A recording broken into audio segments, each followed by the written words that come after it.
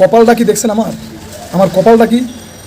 অনেক ভাগ্না ভাগ্নির মামা আমি একা। মামা একজন কিন্তু ভাগ্নি অনেকজন। হিসাব করে দেখছেন, যে আসে সে আইসা মামা ডাক দেয়।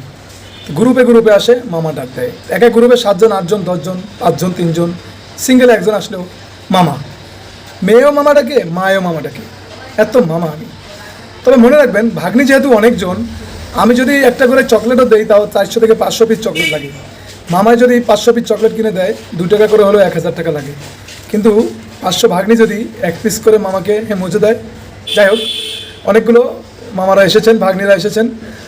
তো ঈদ উপলক্ষে ভাগ্নিরা মামাকে খেতে দিয়েছেন একটি মোজো মামাকে খেতে দিয়েছেন। দোয়া করি ভাগ্নিদের জন্য। তোমরা সবাই মামার জন্য কিছু না কিছু গিফট নিয়ে এসো, মামার জন্য কিছু না কিছু খাবার নিয়ে এসো। মামা না বলবে না, মামা খাই। মামা একা মামা তো, তোমরা ভাগ্নি অনেক।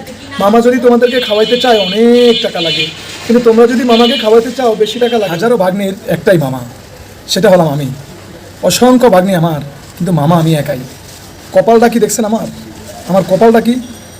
অনেক ভাগ্না ভাগ্নির মামা আমি একাই।